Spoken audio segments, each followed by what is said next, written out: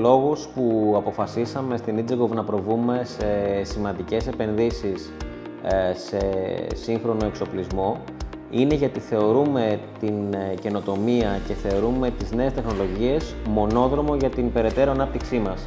Γι' αυτό το λόγο φροντίσαμε να επενδύσουμε σε μηχανές CNC, ούτως ώστε να βελτιώσουμε την παραγωγικότητα της εταιρείας, τους χρόνους απόκρισης και τελικά την ποιότητα των παρεχομένων υπηρεσιών και προϊόντων προς τους πελάτες μας. Οι μεγαλύτερες διαφορές σχέση με τα παλαιότερα συμβατικά μηχανήματα είναι η επαναληψιμότητα, η αυξημένη ταχύτητα και η αυξημένη ακρίβεια. Ο οριζόντιος τόρνος CNC μπορεί να κατεργαστεί κομμάτια διαμέτρου έως 650 χιλιοστά και μήκος μέχρι 3 μέτρα και ο κάθετος τόρνος CNC μπορεί να κατεργαστεί κομμάτια διαμέτρου έως 1100 χιλιοστά και χρησιμοποιούνται κυρίως για επισκευές εξαρτημάτων δίχρονων ναυτικών κινητήρων, όπως είναι στον οριζόντιο βαλβίδες και έδρες εξαγωγής και στον κάθετο κυρίως πιστόνια δίχρονων ή τετράχρονων μηχανών ή κυλινδροκεφαλές δίχρονων και τετράχρονων μηχανών. Σαφώς είναι επιβλητικά στα μηχανήματα και λόγω μεγέθους και λόγω τεχνολογίας. Είναι ό,τι πιο τελευταίο υπάρχει σε αυτό το χώρο.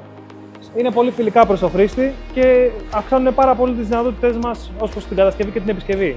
Οι CNC εργαλειομηχανές είναι πολύ καλύτερες από τις συμβατικές. Όλες τις κατεργασίες μας γίνονται πιο γρήγορα, σε πολύ μικρότερο χρόνο από ό,τι σε μια συμβατική. Υπάρχει επαναληψιμότητα και το πιο βασικό από όλα είναι ότι υπάρχει μεγάλη ακρίβεια.